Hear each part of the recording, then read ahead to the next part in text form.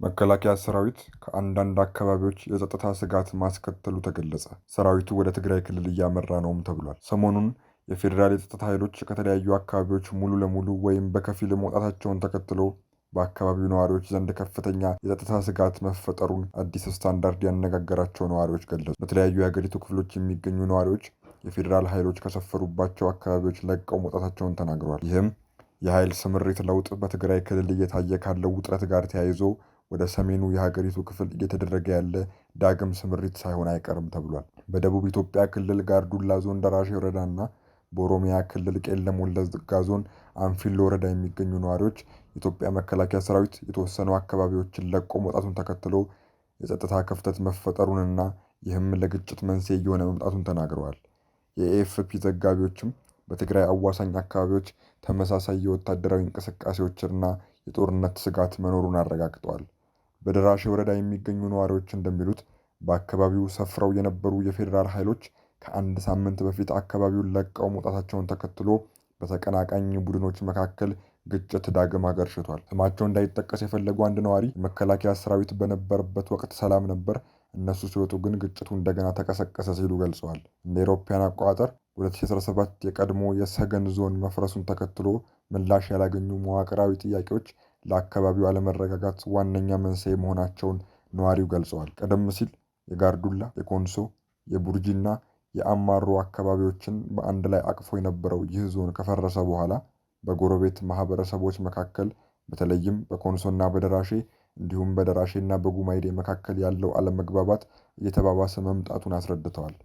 የመዋቅራዊ ጥያቄው መሰረታዊ ምላሽ እስካላገኘ ድረስ ሁኔታው በዚህ የሚቀጥል ይመስላል ሲሉ የገለጹት ነዋሪው በአካባቢው ያለው ሰላም በአብዛኛው የተመሰረተው በፌዴራል ኃይሎች በስፍራው መኖር ላይ መሆኑን አክለው ተናግረዋል። በተመሳሳይ በቄለም ወለጋ ዞን የሳዮና አንፊሎ ወረዳ ነዋሪዎች ወጣቶችን በግዳጅ ወደ ውትድርና የመመልመል ዘመቻ መኖሩንና የመከላከያ ሰራዊት ክፍሎች ከባድ መሳሪያዎችን በመያዝ ወደ ጋምቤላ ክልል አቅጣጫ እየተንቀሳቀሱ መሆኑን ለአዲስ ስታንዳርድ ገልጸዋል። የጸጥታ ኃይሎች ስምሪት ለውጥን ተከትሎ የታየው ስጋት በአንዳንድ አካባቢዎች ወደ አስከፊ ግጭት አምርቷል።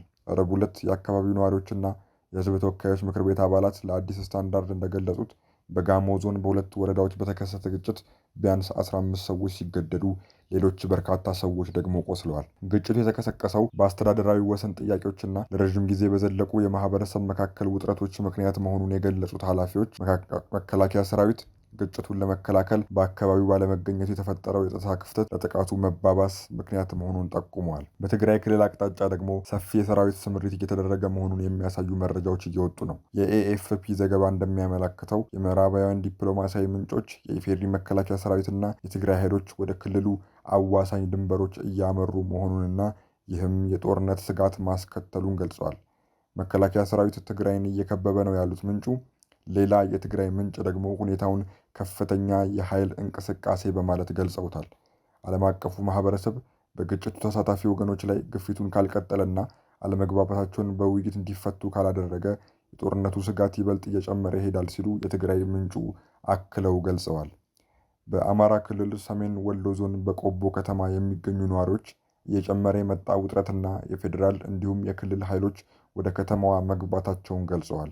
ነዋሪዎቹ እንደተናገሩት የኢፌዴሪ መከላከያ ሰራዊት በቅርቡ በአፋር በኩል ወደ ከተማዋ የገባ ሲሆን ከአንድ ቀን በፊት ደግሞ የአማራ ክልል ልዩ ኃይሎች በቆቦ መታየታቸውን ጠቁመዋል። በከተማዋ እየናኘ የመጣውን ስጋት ተከትሎ ሲቪሉ ማህበረሰብ ገንዘብ ከባንክ በማውጣትና የምግብ ቁሳቁሶችን በማከማቸት ላይ እንደሚገኝ ተነግሯል። የአማራ ብሔራዊ ንቅናቄ ባሳለፍነው ሳምንት ባወጣው መግለጫ በክልሉ ያለውን የጸጥታ ኃይሎች ስምሪት ማነስና የህግ ማስከበር ስራዎች መዳከም ሲቪሉ ማህበረሰብ ከፍተኛ ዋጋ እንዲከፍል እያደረገው መሆኑን በመጥቀስ የፌዴራልና የክልሉ መንግስት ለጸጥታ ክፍተቱ ልዩ ትኩረት እንዲሰጡ አሳስበዋል።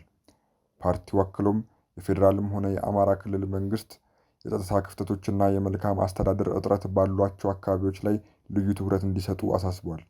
ይህ ክስተት የተሰማው ህዝባዊ ወያኔ ሓርነት ትግራይ ወይም ህወሓት ባሳለፍነው ሳምንት ባወጣው መግለጫ የፌዴራል መንግስቱ ወደ ትግራይ ሰራዊቱን እያንቀሳቀሰ ነው ሲል መክሰሱንና ለአዲስ ወታደራዊ ጥቃት ዝግጅት እየተደረገ ነው የሚል ማስጠንቀቂያ መስጠቱን ተከትሎ ነው። ይሁን እንጂ የፌዴራል መንግስቱ ስለተባለው የሰራዊት ስምሪት እስካሁንም በይፋ የሰጡት ማረጋገጫ የለም። እነዚህ ክስተቶች እየተፈጠሩ ያሉት በኢትዮጵያና በኤርትራ መካከል ያለው ግንኙነት በሻከረበት ወቅት ነው። የኢትዮጵያ የውጭ ጉዳይ ሚኒስትር ዶክተር ጌዲዮን ጢሞቴዎስ ለኤርትራ አቻቸው ኡስማን ሳላ መሐመድ በጻፉት ደብዳቤ ኤርትራ የኢትዮጵያን ሉዓላዊነት በመጣስና ከአማጺ ቡድኖች ጋር በመተባበር ወታደራዊ ዘመቻ እያካሄደች ነው ሲሉ ከሰዋል። በመሆኑም የኤርትራ ኃይሎች በአስቸኳይ ከኢትዮጵያ ግዛት እንዲወጡ አሳስበዋል። ከሁለት ቀናት በኋላ ምላሽ የሰጠችው ኤርትራ የኤርትራ ጦር በኢትዮጵያ ግዛት ውስጥ እየተንቀሳቀሰ ነው የሚለውን የኢትዮጵያ ክስ ሐሰተኛና የተቀነባበረ ስትል ውድቅ አድርገዋለች። ይህ በእንዲህ እንዳለ በኤርትራና በትግራይ ድንበር አካባቢ የሰራዊት እንቅስቃሴ መታየቱን ተከትሎ ዳግም የግጭት ስጋት እያንዣበበ ነው ሲል ብሉምበርግ ዘግቧል።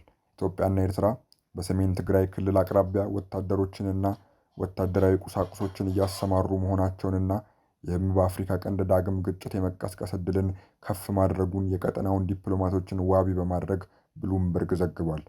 እንደ ዘገባው ከሆነ ይህ የወታደራዊ ዝግጅት የመጣው የፕሪቶሪያው የሰላም ስምምነት ከተፈረመ ከ3 ዓመታት በኋላ በፌዴራል መንግስትና በትግራይ ባለስልጣናት መካከል ባሉ ያልተፈቱ አለመግባባቶች እንዲሁም በሱዳን እየተካሄደ ያለው ግጭት ባሳደረው ተጽዕኖ ሳቢያ ለሳምንታት የዘለቀው ውጥረት በተባባሰበት ወቅት ነው። ለጉዳዩ ቅርበት ያላቸው ምንጮች ለብሉምበርግ እንደገለጹት የኢትዮጵያ ወታደሮችና ትጥቆች በባህር ዳር በኩል ወደ ሰሜን አቅጣጫ እየተጓዙ ሲሆን የኤርትራ ኃይሎችም በትግራይ ክልል ውስጥ ወደሚገኙ አካባቢዎች ሰፍረዋል። በማህበራዊ ሚዲያ ላይ የሚዘዋወሩና ትክክለኛነታቸው ያልተረጋገጠ ተንቀሳቃሽ ምስሎችም ወታደሮችንና ከባድ መሳሪያዎችን የጫኑ ተሽከርካሪዎች ሲጓዙ አመላክተዋል። ጠቅላይ ሚኒስትር አብይ አህመድ በዚህ ሳምንት ኢትዮጵያ በቀይ ባህር መዳረሻ የማግኘት የቆየ ፍላጎቷን በድጋሚ ያነሱ ሲሆን የባህር በር ማግኘት ለኢኮኖሚ እድገት እንቅፋት የሆኑ የሎጂስቲክስ ችግሮችን ለመፍታት ቁልፍ መሆኑን ገልጸዋል። ጠቅላይ ሚኒስትሩ ከቱርኪ ፕሬዝዳንት ረሲብ ጣይብ ኤርዶዋን ጋር በአዲስ አበባ በሰጡት ጋዜጣዊ መግለጫ ኢትዮጵያ የጂኦግራፊ እስረኛ ሆና መቆየቷ ፍትሐዊ አለመሆኑንና የባህር በር ማግኘት ለሀገሪቱ ልማት ወሳኝ መሆኑን አጽንኦት ሰጥተዋል። ኤርትራ በበኩሏ የጦርነት ዛቻ ስትል መግለጫውን ውድቅ አድርጋለች። የኤርትራ የማስታወቂያ ሚኒስትር የማነ ገብረ መስቀል ሉዓላዊ የባህር በር ለማግኘት ግጭትን እንደ መከራከሪያዎች ማቅረብ ዓለም አቀፍ ድጋፍ የላቸውም ሲሉ ለብሉምበርግ ተናግረዋል። በዘገባው ላይ አስተያየታቸውን የሰጡ ተንታኞች ጉዳዩ ሊባባስ እንደሚችል አስጠንቅቀዋል። በኦስሎን ዩኒቨርሲቲ ኮሌጅ የሰላምና ግጭት ጥናት ምሁር የሆኑት ኬትል ትሮንቮል ገቢ ምክንያቶች ከተፈጠሩ አዲስ ጦርነት ሊቀሰቀስ እንደሚችል ገልጸዋል። የኢንተርናሽናል ክራይሲስ ግሩፕ ባልደረባ የሆኑት ማግነስ ታይለር በበኩላቸው ሁኔታው በኢትዮጵያ መንግስትና በኤርትራ እንዲሁም በተወሰኑ የህወሓት አመራሮች መካከል ውጥረት እየተባባሰ መምጣቱን የሚያንጸባርቅ መሆኑን ጠቁመዋል። ብሉምበርግ አክሎ እንደገለጸው የ2022 የሰላም ስምምነት አተገባበርን በተመለከተ በተለይም የተፈናቃዮች መመለስ፣ በምዕራብ ትግራይ አከራካሪ ይዞታዎች ላይ ያለው ቁጥጥርና የፌዴራል መንግስት የህወሓት ኃይሎች ሙሉ በሙሉ ትጥቅ እንዲፈቱ የሚያቀርበው ጥያቄ አሁንም መፍትሄ ያላገኙ ነጥቦች ናቸው። በተጨማሪም በድሮን የሚታገዙ ጥቃቶች መፈጸማቸውን፣ የኢትዮጵያ አየር መንገድ ወደ መቀሌ የሚያደርገውን በረራ ለጊዜው ማቋረጡንና ወደ ክልሉ የሚገባው የነዳጅ አቅርቦት መስተጓጎሉን በቅርብ ጊዜ የተከሰቱ ውጥረቶች መሆናቸው አመልክቷል። ኢንተርናሽናል ክራይሲስ ግሩፕ በቅርቡ ባወጣው ሪፖርት ውጥረቱን ለማርገብ የተቀናጀ ቀጠናዊና ዓለም አቀፋዊ ጥረት ካልተደረገ ኢትዮጵያ፣ ኤርትራና ትግራይ ለመቆጣጠር አስቸጋሪ ወደሆነ ሰፊ ቀጠናዊ ግጭት ሊያመሩ እንደሚችሉ አስጠንቅቋል።